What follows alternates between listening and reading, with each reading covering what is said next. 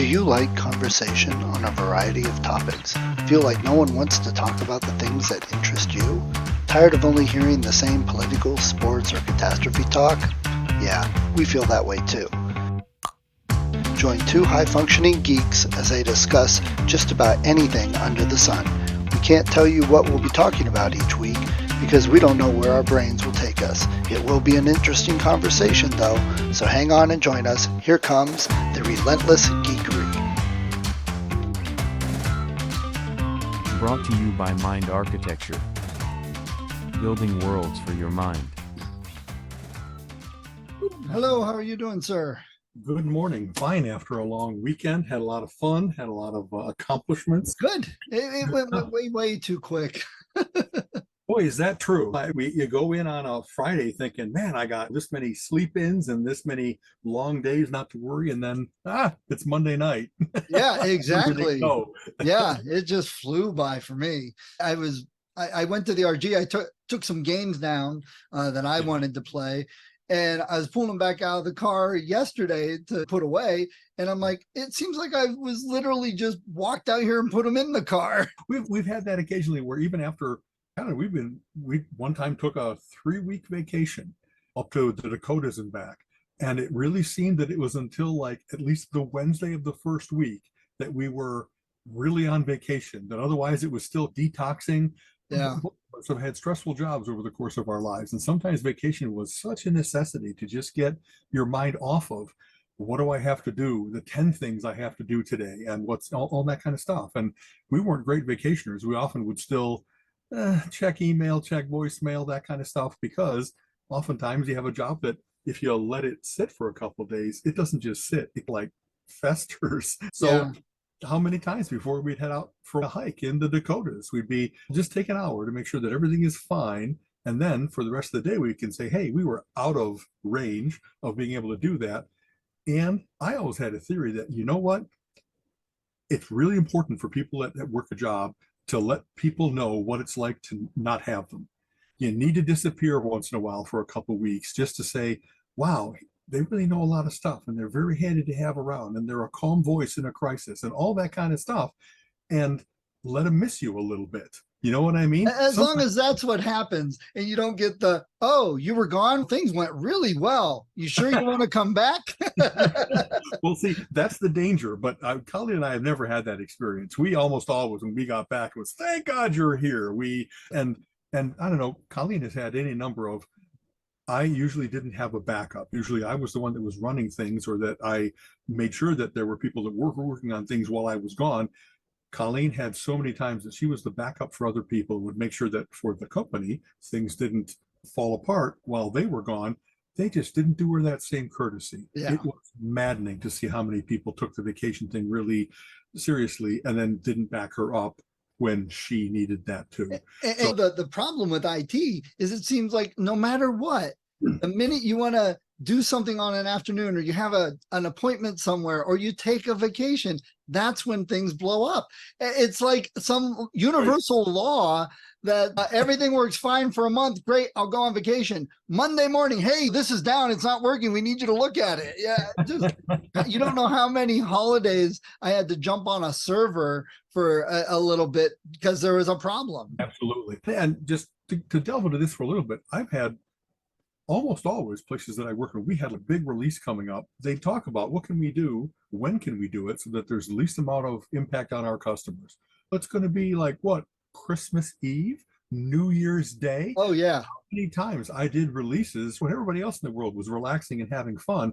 I had a pre-IPO job out in California that there was their tradition to do big releases just when it was going to queer everybody's holidays. You know what I mean? It was really going to screw things up. And it's funny because in the news lately, you've probably been reading, Burning Man had a real tough time this year because they had rain in what is usually the driest desert. And so, you know, those things that are pushing into Nevada, where they just don't traditionally have this, they really got like, it was a mud bath for 70,000 people. Really, the reason for mentioning that is a lot of folks that I work with at Topica were Burning Man devotees. They were really good about enjoying that lifestyle, the techno music, the survivalist aspects, just good people. We had a jerk, Roland, who like insisted on there being a Labor Day weekend. And it was, the risk here is that you're going to lose like a third of the company because they're not going to fricking do this. And some people just feel the need to exercise that. You know what I mean? When Colleen had a boss once, not to her, but to an associate of hers, she pretty much said, "Well, you're just getting married. You don't need to go on your honeymoon." Like, what in the world are you talking about? Who even thinks to ever say that?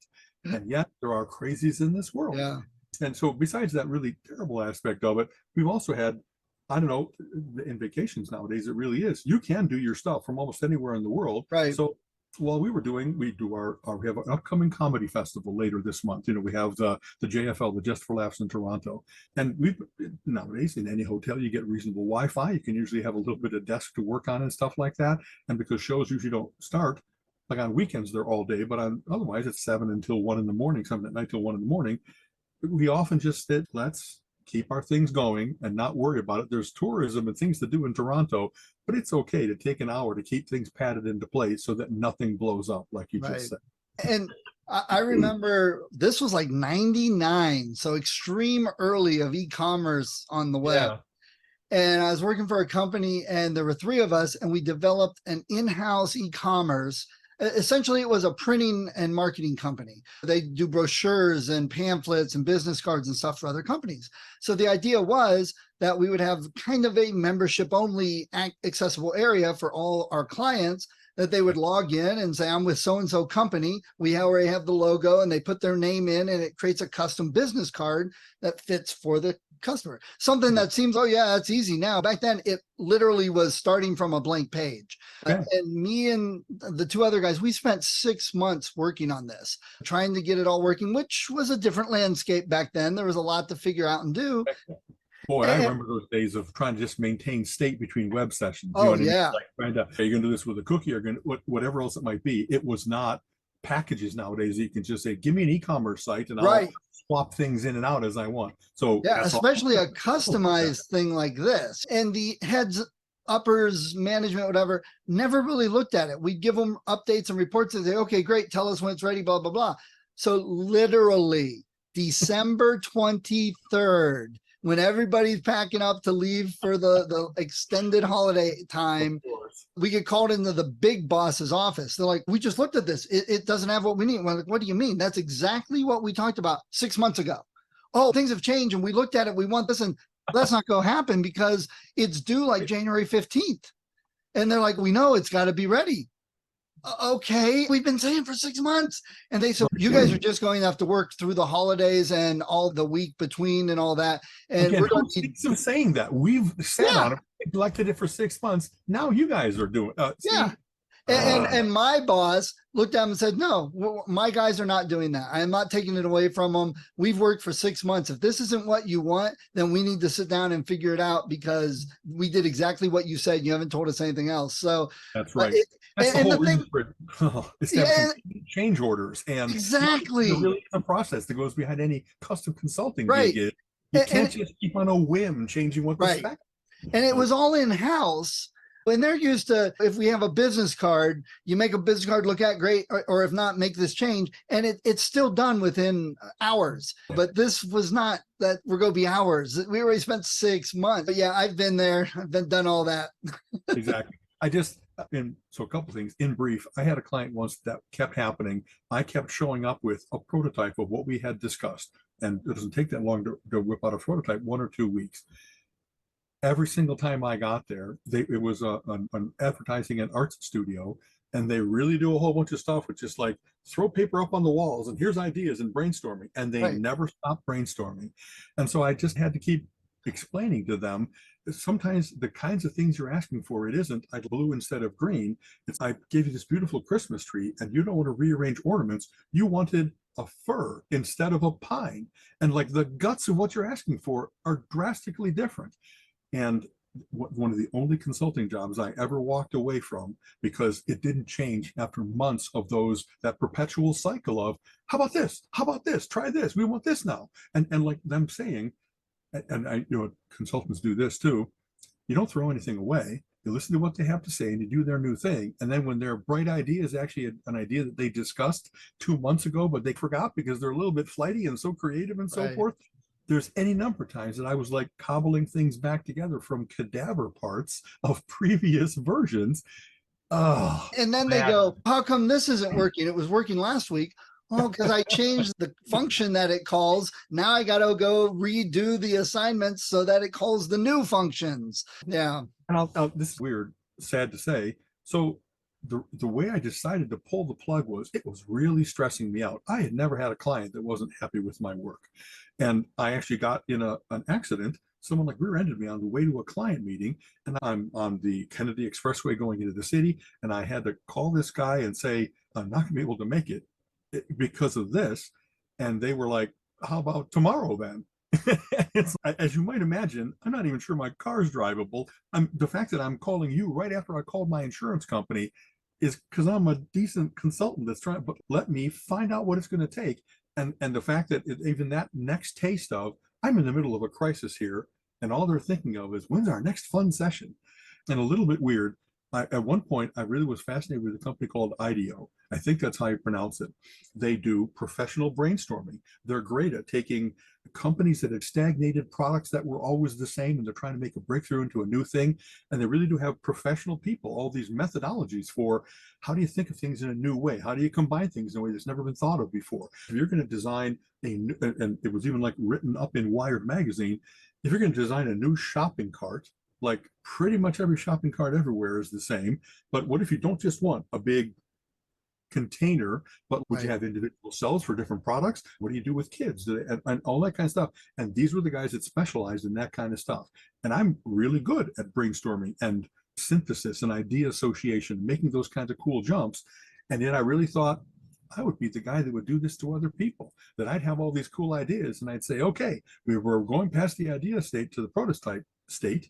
And then would I be the jerk? I'd be the guy that's saying, by the way, we had a few more ideas. And if you're a fountain of those kinds of ideas, I guess you really can't turn it off.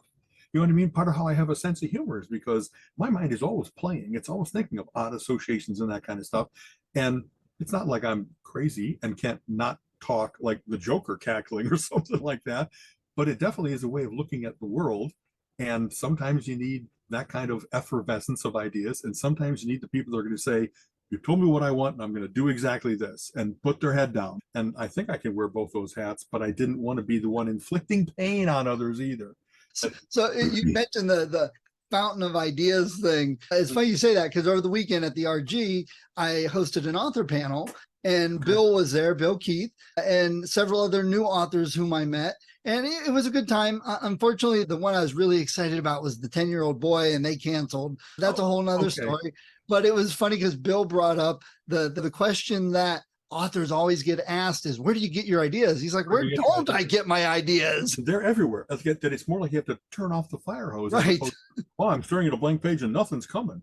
Okay. And I even said, yeah, I think I had 10 ideas this morning before the round table. Sometimes you get an idea and you got to write it down because it's just gold. Other times you just get an idea and then you wish you had written it down. And sometimes you have ideas and then you don't even remember what the idea was.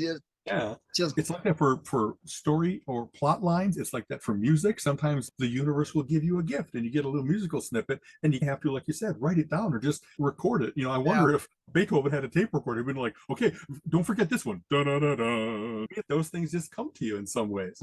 Oh, go ahead, please. You go. No, let's go into the RG thing because you had so many cool activities going on. One of the things that I wanted to mention that's interesting about vacations is what you just said about sometimes things need maintenance by people and they choose to break just when you don't want them to. I also know what happens is, so my best friend Stu was an officer for a bank and they had forced vacations for everybody. Some people actually give up their vacations because they like their job or they have family in the area and they take staycations or whatever. But the reason that they do that is sometimes schemes require every day somebody maintaining that second set of books, putting in those false transactions, whatever else it might be. That's part of how they commit fraud against the bank. And he was there for at least one of those instances where an elaborate thing years long wasn't revealed until both the principals, there were two, not one, cooperating to get this thing done, that they were both on vacation at the same time. And it was like everything got revealed. What's going on over here? And so in some cases, it's interesting that if you need that day-to-day infiltration and you're not allowed to have it, things can blow up on you too. Right. You know what I mean? Yeah, So very because much. that's self-defense for companies. You know what I mean? That especially, I don't know, we've talked about this in Mensa once in a while because of my having had experiences in IT and stuff like that. You don't make the person that's spending the money the same person that's responsible for auditing the money. You have to have checks and balances. It's such an elemental thing. It's not distrust. It's not like everybody should be willing to prove, yes, I am a good steward of this group's money. And somehow we've fought against that in the United States. There's so many places that are running, what do they call it? Self-auditing. Red flag immediately to me. No, make sure you have somebody who's not involved, if anything, actually adversarial about all these important things that are going on, because that's how you know the books are going to be good, that somebody's checking on people. Right. And man, how many times, like when people get caught, they were like, it was a crime of convenience. You know what I mean? Nobody was checking. And I was like, well, why not some for me? Why can't I wet my beak? Right. And wow, people really are that venal, that weak, that they're like, if nobody's watching, I can do this. It's sad, but it's true in some Right. cases. And it doesn't even have to be, I just want. It's more, wow, I'm putting kids through college and they don't pay me enough. And think of all the justifications you've heard for why places commit fraud and stuff like that. But that's the way the way you prevent it is by having some financial statement that matches, because somebody said, I looked at all the transactions, they are all indeed legitimate according to GAAP, generally accepted accounting principles, or whatever else it might be. So anyway. Yeah. Yeah. Well, yeah, the RG went fine as far as I'm concerned. It had some of the typical drama that you get with Mensa at times that I try and avoid. Okay. It was a little It's 4 days smaller. long, so it's usually a bigger thing than other RGs because you get that extra Labor Day, which is nice. Yeah. You know? And that's Okay. part of what the problems were, is that the prices have gone up and the hotel cost more. And some people protested that, saying we should have been able to get a better deal. But we also weren't getting as many people signing up. So you can't promise 1,000 people and then only deliver 200 to the hotel, because then you have a huge bill you got to pay. And then That's it's, right. and some RGs, people cook food, but if nobody's willing to cook the food, you either have to go out or you got to pay for it somehow. Right. You know, it's just- Almost always catering is, twice as much as if Yeah. everybody does home cooking and stuff like that. yeah, exactly. Yeah. There was some of that grumbling and that, and I was, but personally, my talks all went well. They were picking on me. Are you actually going to do a talk? Because you're like involved with all of these other things, but you're just like on the periphery. I'm like, hey, isn't that how the bigwigs do it? They get the other people to do the work and they just introduce There it we to go. look like they're part of it. I said, I said to say, I was doing the roundtable, asking the questions and getting the authors. And I knew if I had too many people answering questions, that roundtable would go for hours. And I only had a few questions, and the D or somebody yelled, hey, why aren't you up there answering questions? I said, because I elevated myself. To supervisor. I'm going to Yeah, exactly. Exactly. Okay. I got to play in, oh my gosh, like 8 to 10 different games throughout the weekend. Learned how to play Mahjong for the first time. Exactly. Yeah. One of the posted pictures, maybe Amber put it up or something like that, was the chart they had up so that people can learn what are the sets of the various different things. Right. What are the jokers? If you know, the wild cards. Yeah. Kind of thing. Okay. It was difficult because I had to constantly think, just in interpreting the pieces I'm looking at, not even trying to put them together, but what is this piece? And that made it a difficult game.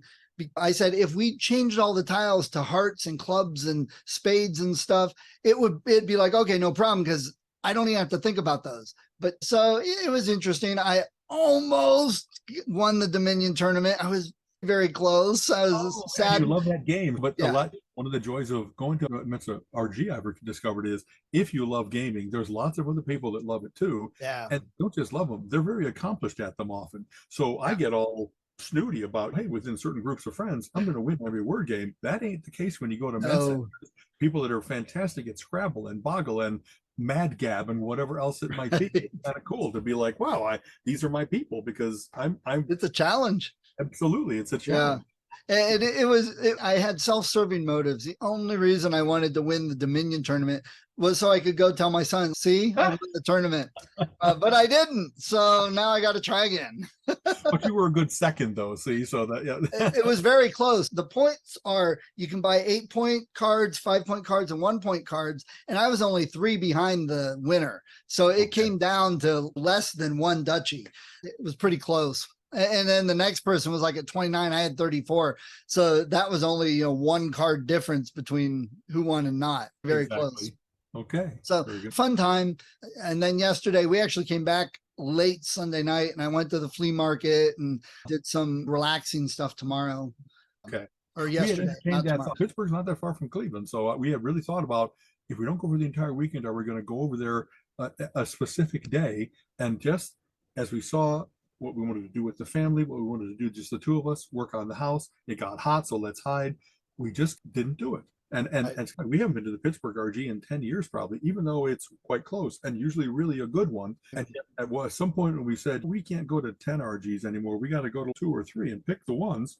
Somehow, as good as Pittsburgh is, it wasn't like Halloween, which we always go to. That's probably the given. We often go to the AG, and then we often do Dayton or Columbus, maybe mostly Dayton, because it's early enough in the year that after you've had the doldrums of winter and stuff, Right. and you're really itching to do some Mensa, It's a good it time. comes right up, and that's a good time. So that's how it's been. Sorry, Detroit. Sorry, Pittsburgh. And Other there's been talk back and forth. There are people saying we've always had it this weekend. We love the 4 days. We want this weekend. And others are like, but people don't come because it's a holiday weekend. They have other plans. And everyone grumbles because family stuff all the time, a cookout or something like Yeah. that. Everyone grumbles because the average age is 60. And they're like, we need more kids. We need more young people. You're not going to do it on a holiday weekend. Move it to another weekend and you might get more of those. Yeah. So I yeah. try and stay out of the politics just because it's not worth my time to argue about it. And it's not even my home area anyway. It's worth discussing for a moment. RGs have become harder for many of the reasons you already said. Hotel costs have gone up, you know what I mean? So people attending, the contracts you can get with hotels, it used to be that we could do a lot of our own hospitality, and that was a way of keeping food costs down. But nowadays, places are particular about the use of their kitchen or about the liability they take on or they think they take on in case they're letting you serve your soup, but somehow because it's on site. So a lot of those things, the number of room nights that you have to guarantee, and how I know that we had at least a couple of RGs and an AG that really got hurt by, they had a main hotel and an overflow hotel, and this is a weird thing, a lot of people used to like reserve 5 or 6 rooms and then dole them out to their friends. They knew their friends hadn't thought about it yet, so they would get them and then make sure they could all be together or whatever. One year we had it where a whole bunch of people did that, and they didn't make a point of giving those out to people. They just canceled them. So what we thought was going to be all these room nights was suddenly 1 in 5, 1 in 6, and we were still on the hook contract wise for all that kind of stuff. So they did some negotiation with the hotel, and we didn't take a total bath, but it's amazing how if you're trying to do a break-even event or make $10,000 profit so that you can sponsor whatever the things are for the next year, you're trying to keep that fund of what you Right. need to do the preparatory work. It's just amazing how one bad year can queer the deal, not only for next year, for years to come. So I know there's any number of local groups that used to do it. We're going to make enough money so that we sponsor other local events and next year's RG. And then there really were in danger of, can we do an RG next year if we don't have the slush fund? How are we going to, you take on more risk? And that has been the case for Cleveland. We haven't had one for more than 10 years now. Colleen and I did the last one. It was good and it made money and all that kind of stuff. But I've gotten to the place now where when I looked at how much work Colleen and I did to manage all this stuff, a committee of 15, 20 people and all the negotiations with the hotel. And it just was, wow, for that burst of 48, even 72 hours of fun, is it really worth hundreds of hours on my part to make sure this all goes okay? And some people get whatever the intrinsic thing is of, I'm very satisfied because it was a big moving parts machine and I made it all work. And I get that. But when you have a whole bunch of other things going on in your life, and you're thinking, how many times am I like risking crap blowing up in my job because I had to go to an RG meeting? It makes the contrast kind of stark. Yeah. Okay. That's Here, wait, hold I on. haven't taken it on again. Sorry. Let me get up on my soapbox for a moment. There we go. I've been involved with a lot of different volunteer organizations with baseball and soccer with the kids and scouts and Girl Scouts and stuff. And that is the biggest problem is there's so many parts and so many working things that need coordinated that it gets very difficult for a person working with a family to do all of it. Take another job on, to take a whole other It job. very much is. And then the problem is you don't get people volunteering to help. You don't get people wanting to help. They just want to gripe and bitch about it when they think something went wrong, that they think something should have been a different way, or they think this wasn't as good as it could have been or something.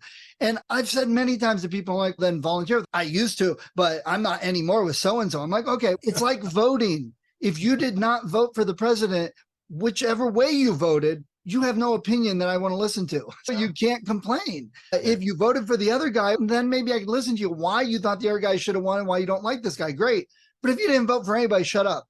If you don't help, shut up. And people are like, I'm in a wheelchair or it's hard for me to do stuff. I'm like, okay, you do not work a full-time job, but you show up at the RG, you make it to the talks, you join the games. Why don't you say, I'll run the Quirkle tournament? That's all we need. We know that at 1 o'clock on Saturday, you're going to show up at the games room, have all the Quirkles set up because you're playing anyway, and you can reach the table, you can reach the parts, you set it all up, and then the guy in charge doesn't have to worry about it. That's all we need. Then we need somebody to do the same with Dominion or Double Decks Cancellation Hearts or Wizard or whatever it is. Just, hey, I will do the Wizard tournament Friday night or Sunday night at 10 o'clock.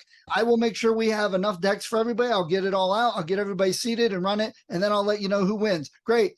Check. Now the guy in charge doesn't even have to check on it. That's what people miss, is if the guy in charge has to go talk to the hotel because the food wasn't right or on time, and then they have to go make sure something's set up for a talk and get the tournament started and go coordinate these people arguing and causing a problem. They can't handle all that.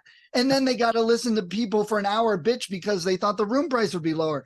It's like, folks, if everyone just did a wee little bit, it would make it so much better and easier for everyone. They couldn't even get people to sit for an hour or two at the registration desk. And then I saw people complaining, nobody's at the registration desk. This wasn't well coordinated. Well, did you volunteer? You're sitting in here for an hour bitching about it. Go sit at the desk for an hour. Soapbox. I mean, there's no volunteer organization that doesn't suffer from those kinds of things about all of them. Yeah. The complaining or the defection or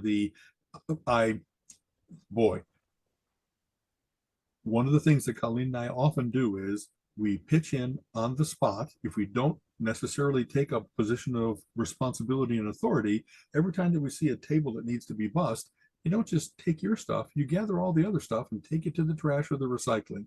And if you see a game that somebody left behind and they shouldn't have, they're supposed to return it to the table in alphabetical order so people can find it again. We are doing those kinds of little cleanups all the time. And I'm pretty sure it's unheralded. Nobody really notices but us. But this relieves pressure from all the people that are going to drop from exhaustion if they don't get a break, if someone doesn't pitch in and help them and stuff like that. We at Dayton's, as I mentioned it, somebody called us the dream team at one point. We used to help put out Saturday night dinner, which was the biggest meal there. And because we understood enough of how food works, how to put it in the chafing dishes, what order to put things on the table so that people can serve themselves with, here's the plate and the silverware, and then you go to here and you move yourself along and flow through the room and stuff like that. And we could do all that without somebody having to monitor us or clean up after us or fix what we had done wrong. And so we did that for many years until there was like a change and they I don't know, we had volunteered but didn't get sure why not. And so then it's okay for us to take a step back, and new regimes want to do different things. I think it was actually like, it wasn't that somebody else volunteering was going to do it. It was more, we'll have the hotel do that. It's good. Everybody gets to take a break. One Halloween is a big RG. It's the one in Chicago, 500 to 600 attendees. And 2 years in a row, I was programs chair. And that takes a ton of coordination. It's all the speakers coming in and all the things that they have. Who needs different kinds of projectors? Who needs rope for the S&M course? Whatever else. No, actually the B&D course. I should not mistake between the two. And I remember, like you said, I'm like running down the hallway with a piano bench because somehow it wasn't with the piano that someone was going to do. They had a chair, and he said, "Oh, I need a real bench." And someone, of course, has to talk to me, complain to me about something going on. And I kept my cool the entire weekend. And then finally, like Saturday night, about 8 o'clock, run ragged, a woman named Penny so sweet, and just, you look like you need a hug. I was like, oh my God, I so need a hug.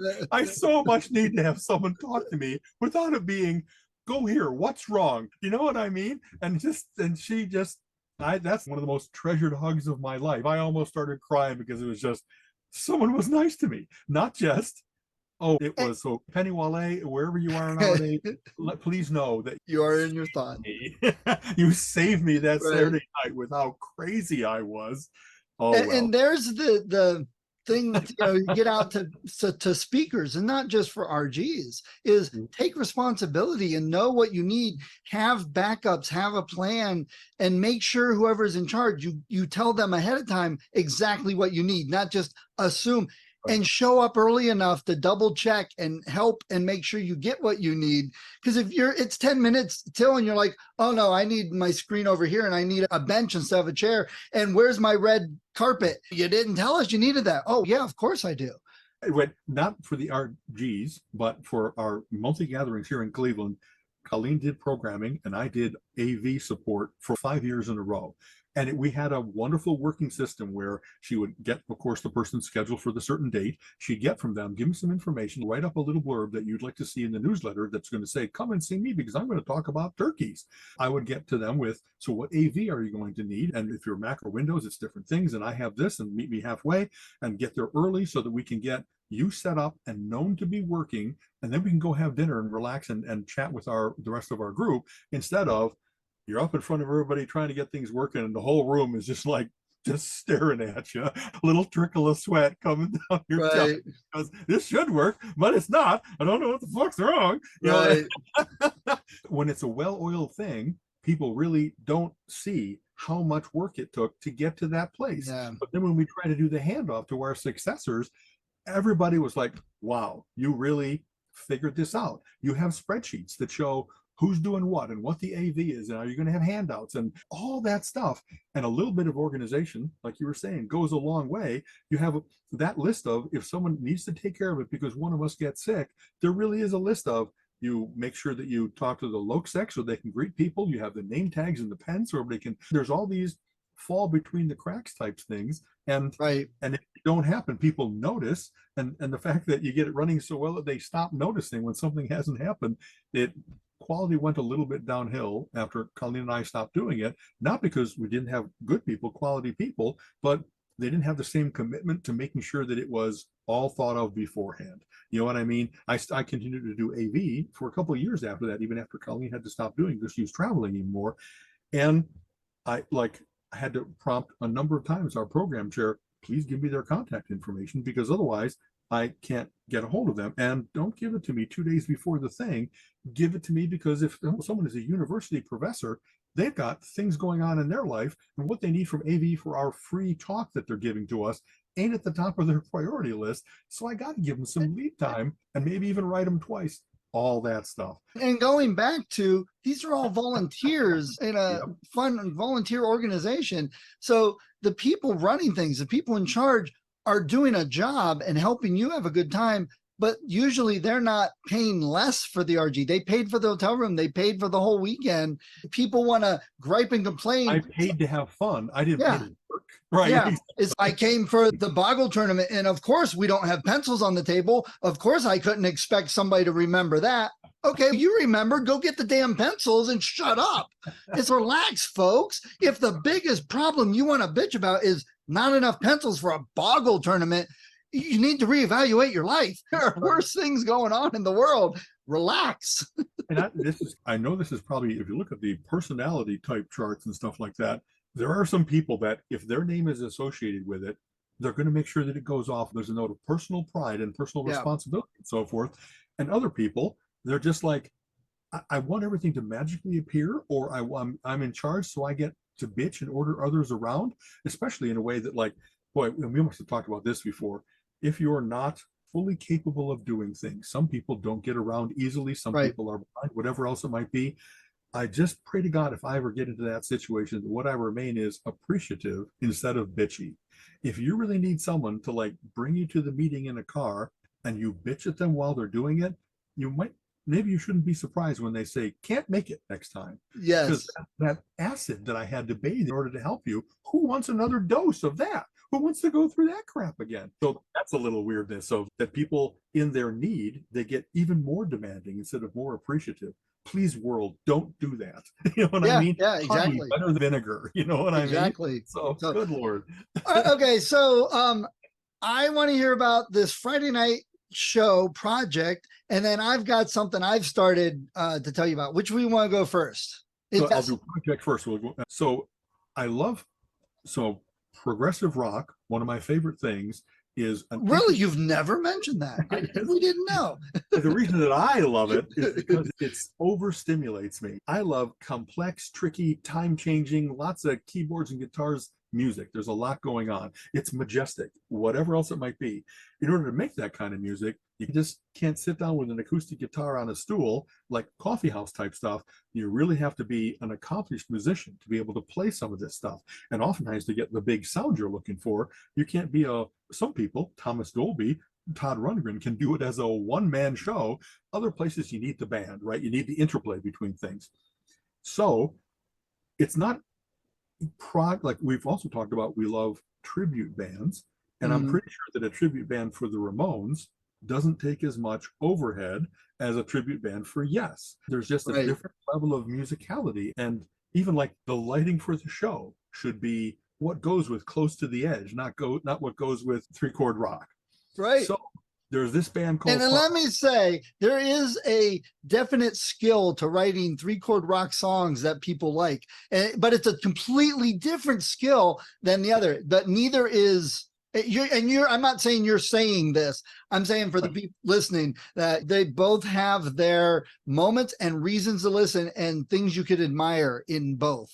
And in fact, it's funny. So we're going to see Project on Friday night. Tuesday after, we're going to see George Thorogood.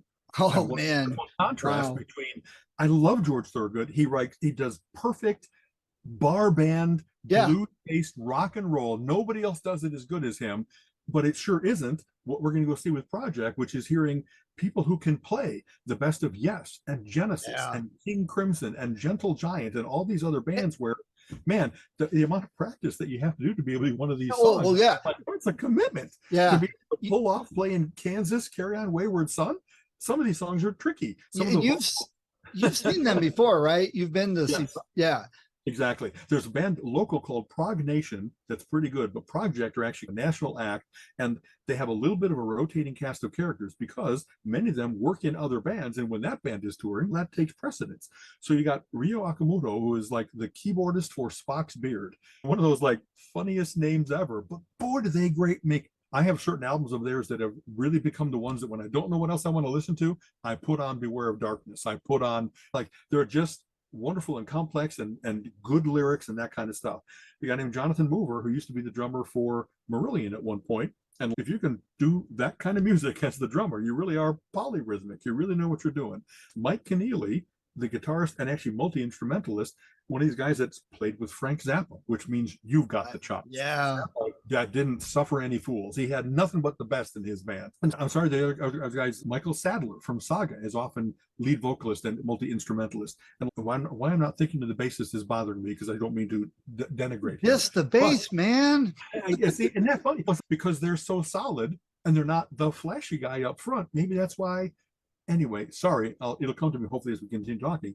And so one of the interesting things about them is that if you go to see a Yes show, you're not going to hear all Yes music. And in fact, bands have done a lot of, we're going to play the entire Fragile album in its entirety, and that'll be so cool. I've listened to that album all the time, but to see it live with a little bit of vamping and a little bit of difference, it'll be wonderful. Todd Rundgren That's a great album. Half a dozen of his albums. Hearing A Wizard, a True Star live was like, oh my God, I'm going to fall over because I'm just so happy right now.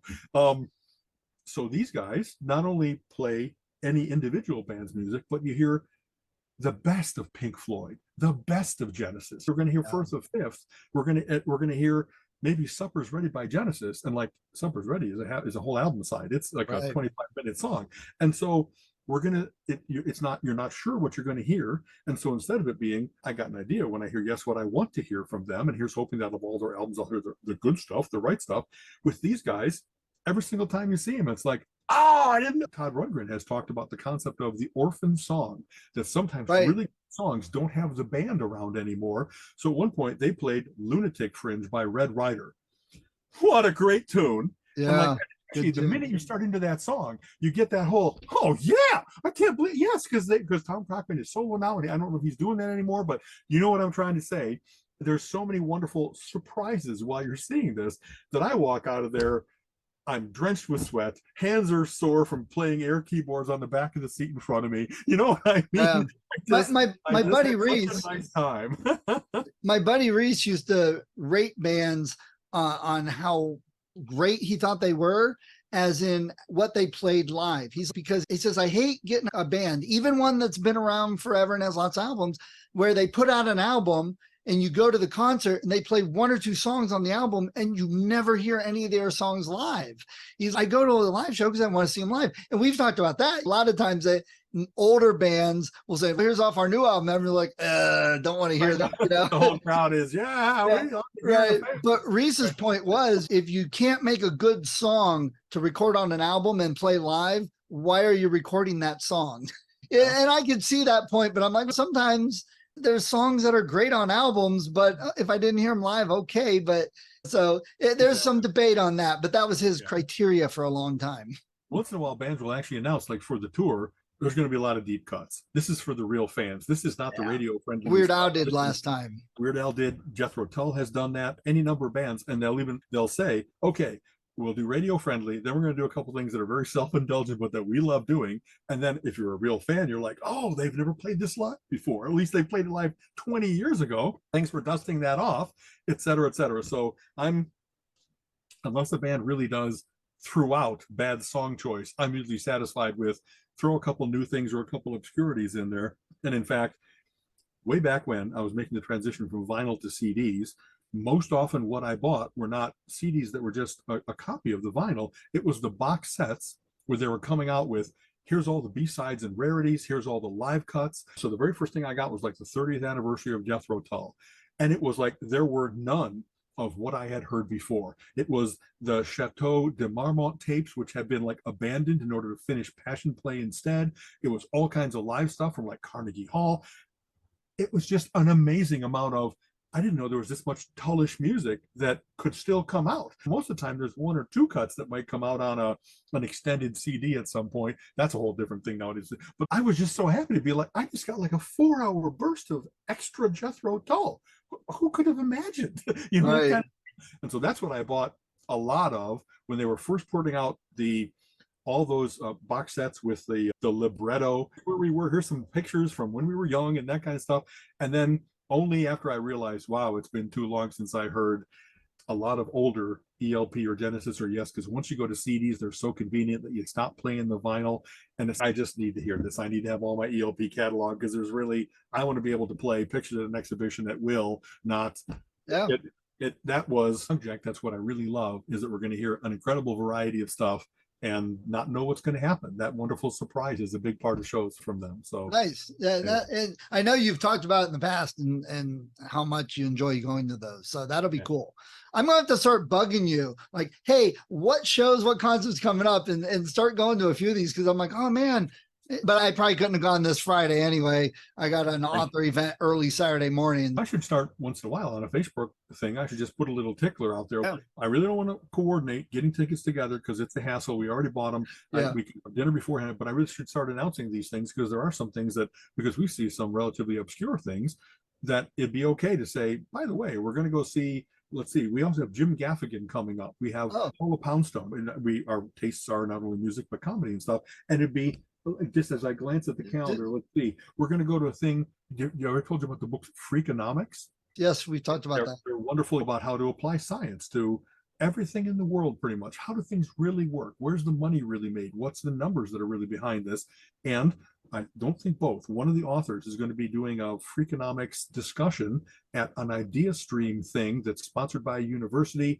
And I don't know, most people aren't necessarily like big fans of Freakonomics, but the ones who are would love to know about this. So folks, if you're not doing anything October 3rd in Cleveland, this Freakonomics panel discussion is going to be just like somebody who you admire for being the cool guy that has these thoughts and does the research and is a good public speaker and stuff like that, come join us at the Freakonomics discussion. Nice. Yeah. And same for you when you're looking at going to, what have we met? I went to Def Leppard and stuff. And if I would have known about that show in time, I would have joined you. We'll have to start cross-pollinating here a little bit. Yeah. Just, I think we can agree. We're probably not going to go back to first snow, unfortunately. Right. And actually, they're coming to Cleveland. And I was like, and unfortunately, it's not like December. It's something like October. So it's, wow, Christmas music too early. Yeah. And it was not as good as TSO. And again, I felt so disappointed because the year before was fantastic.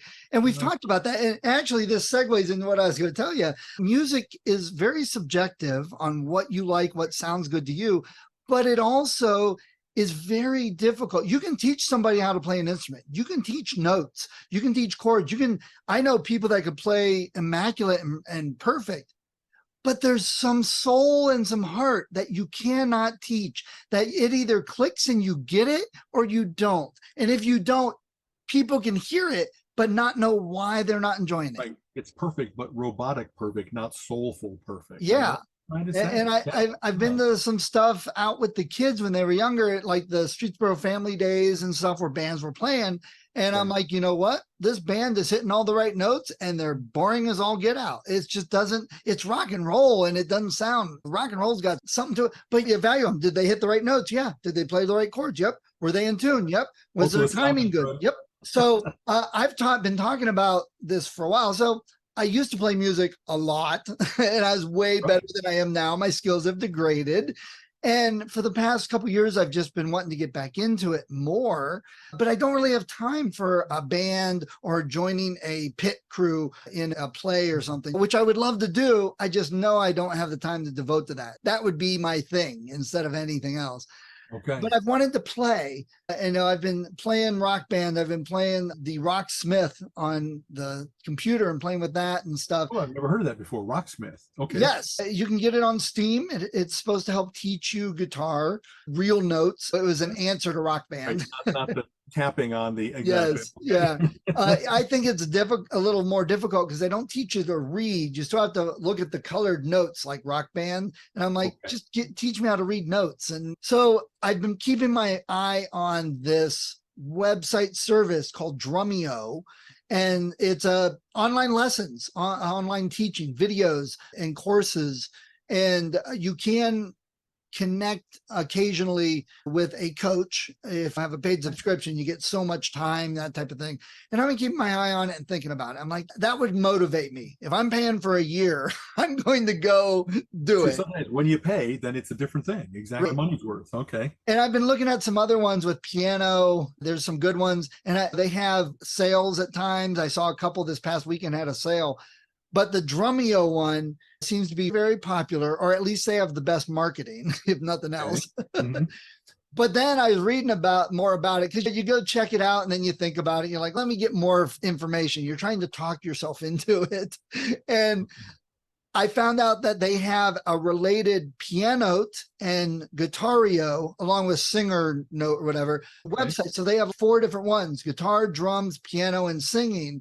All But right. when you buy a subscription, you get all of them. It's not individual. And I'm like, Interesting. okay. That might Well, tip it for you. Okay. It so did, because that made a year I could do guitar, piano, and drums, which are the 3 instruments I'm working on trying to get better at. They don't have bass, but I can do that. And I told Colin, I said, I don't need to go sit at a lesson with somebody. I've had lessons. I know music. I just need refresher. I need to get, so I regular practice, regular participation. And right. And this is perfect for me because I was always one of those kids in school. I'm bored with the teacher because I've already read this chapter. I already understand the chapter and I'm bored. You're not teaching me anything. So having a video, I know how to set up my drums. I know how to play. I just need something to guide me to another level. And I know chords, but I need to play a little bit. And this is more to keep me going. So I signed up. Boom. Okay, there, I'm signed up because yesterday they started for the drums a 30-day drum course. which every day they have some new thing. You progress on your own, new instruction.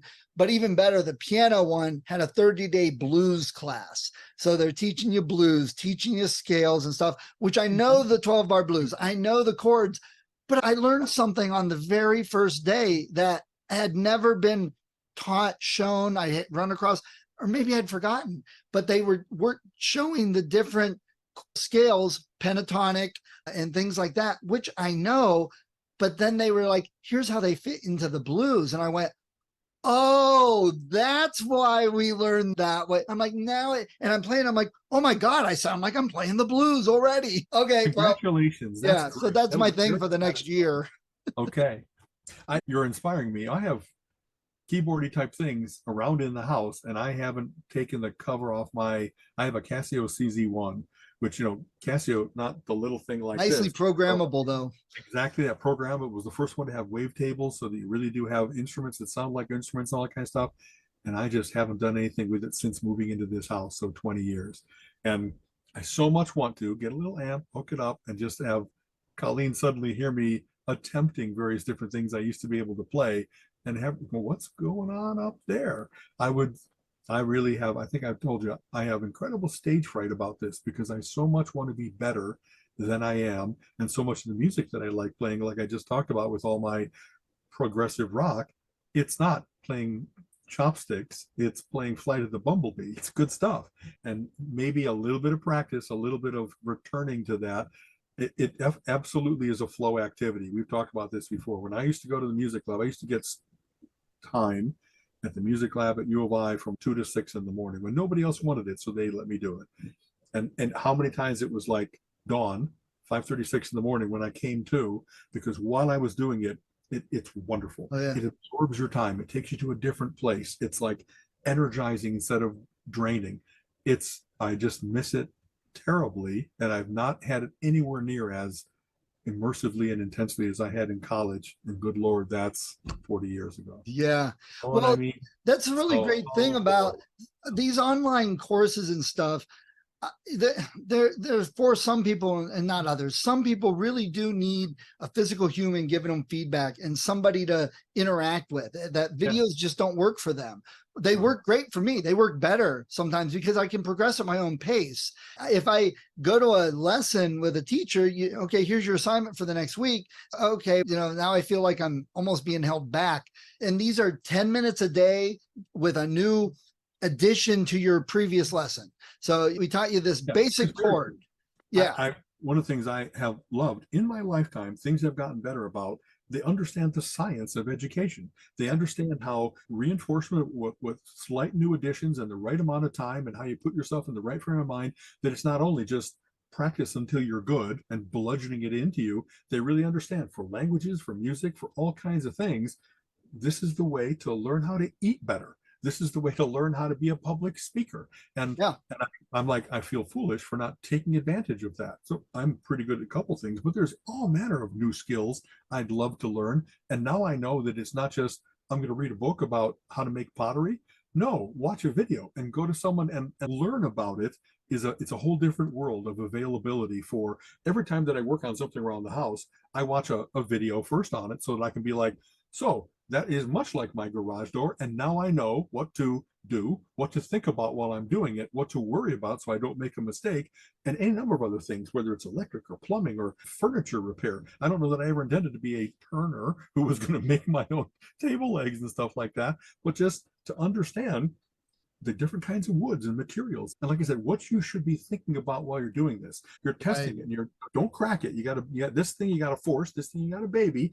And I love hearing, especially people, often they're not university professors, they're tradesmen who, like, if they know how to fix a car, they learned that often by apprenticing and the hard way, if you will. But they're really good at explaining those kinds of things because it's elemental to them. It's not, I don't know, highfalutin. It's very practical. And I like that too. So good for you on the music thing. Maybe I should do this too. The cool thing is the blues one just started yesterday. Okay. And while the year-long course is $240, which if you break that down to $20 a week for lessons, that's only a couple months of lessons. And you could do this at your own pace, as many videos as you want, go through various things. It's perfect for me because, like I said, I've had lessons. I've played in bands. I've held these instruments on stage playing music. So I Yeah. just need that opened back up. I need to, brush my skills up. But this 30-day blues is just for 30 days. And I think it's $90 if you want to just do that.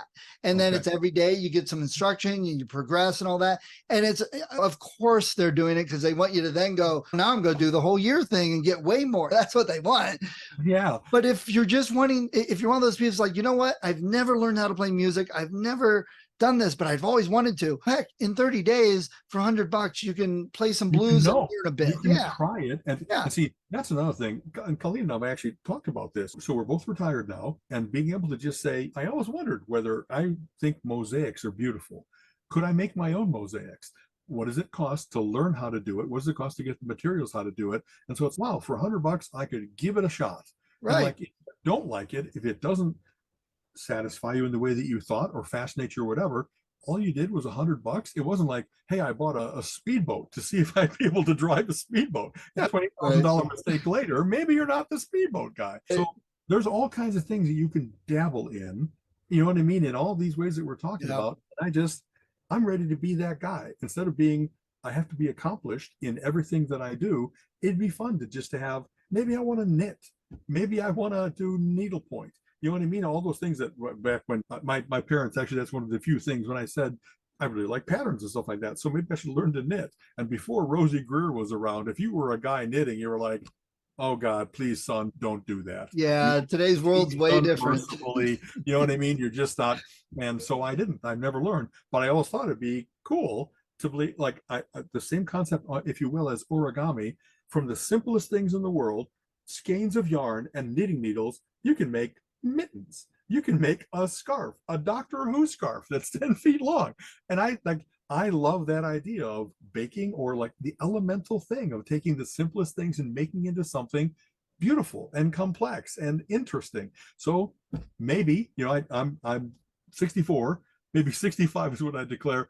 Don't care anymore about what people's opinion about me knitting is. And today I knit, if that's something. Like, I have all kinds of friends, and that I have too many yarns, and yet I can't get rid of anything. And so that's all I need is to have another hoarding. Another collection. That's all I need is another collection. Because this orange is not quite the same as the other 3 oranges that I already have. I will say you'll probably hit a limit for Colleen at some point. We are not talking quite Swedish death cleaning, but we are actually working on the house that's going to be like, now that we have our living room back, the dining room really, and we have the dining room table, and we did a jigsaw puzzle on and that kind of stuff. Nice. We're trying to not let it be, oh great, let's start putting things on the table. Let's start putting things around the table. We're trying to make it that the places that, our kitchen and our bathroom, and now each place that we take on, get it working better, and then don't let it deteriorate. So up here in Skynet, it's really me. It's just things stacked on top of things in a safe way. Nothing's going to topple over, but I really do have too much stuff, and it isn't all A to Z in the CD racks. I've accumulated so many CDs over the course of being here I probably had them all organized until 10 years ago. And then I stopped making sure, because it was a big thing to, okay, if I put the A in here, all these things have to move down to make room for it. And then if you don't leave gaps in between things, then a whole bunch of stuff has to move. I'm going to keep the new ones that I get in alphabetical order. And now I have to check 2 places if I want to check the big collection or the new collection. And that's still not, it's cluttered. And I really don't want clutter. I want collections. Me too. Yep. We're working on that. You know what I mean? I got books on the stairs, on the staircase, that are all I read it. And then before I boxed it or put it away, I put it here. But then when that starts to be 10 tall on each stair, it's like, well, I get a testament to how much I read, but it ain't the best way to have our house. You know what I mean? Yeah. So on that too. Yeah. All right. Well, hey, I have to jump off for a meeting. So Got it. Okay. I'm glad you had a great weekend. We did too. You too. As usual, we have a whole bunch of things we'll talk about next time. There we go. Yep. Yeah, Thanks. I have an author event Saturdays. We'll see how that goes. It's one of the first setting up at a table with lots of other authors. So we'll see how that goes. Here in Cleveland or down by Loganberry Books. Very good. Okay, let's see. What do I have Saturday? We were gonna go to the Waterloo Arts Festival that day. Barry is also within driving distance, so it's Loganberry's a cool bookstore. The authors are mostly going to be children, so you probably won't feel like you have to get too many of them because that's not your reading. It's a part of being in support. Like I went to John Burning when he was at, maybe it was even Loganberry, but it was like, if I know about it, it seems such a shame to not go there and just say, I love your books. I love you. Hey, everybody, buy a book. This guy's great. You know what I mean? I need to do that. So very good. Take care, Stephen. See you later, man. Okay. Bye. Bye-bye.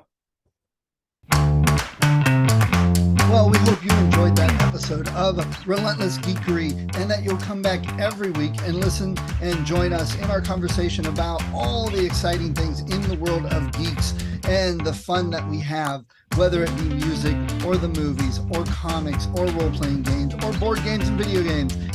We talk about so much, and we love having everybody come with us. Please, if you did enjoy the show and you like listening to us each week, give us a review, give us some thumbs up or stars, because that helps other people discover us and helps the podcast grow. And we also are starting to add some geeky, unique t-shirts. If you go to our website, relentlessgeekery.com, you'll see we have a shop with some t-shirts in it. And these are some fun sayings and fun designs we've had and talked about on the show. You can also get a Relentless Geekery t-shirt. And this would also help support the show, as there are some costs with hosting and the software that we use. So it'd be great if everyone checked that out also. But please, we hope you come back next week and give us a review, pass it off to your friends, let them know. Join us as we talk more about the wonderful world of geekdom. You have been listening to the Relentless Geekery podcast. Come back next week and join Alan and Steven's conversation on geek topics of the week.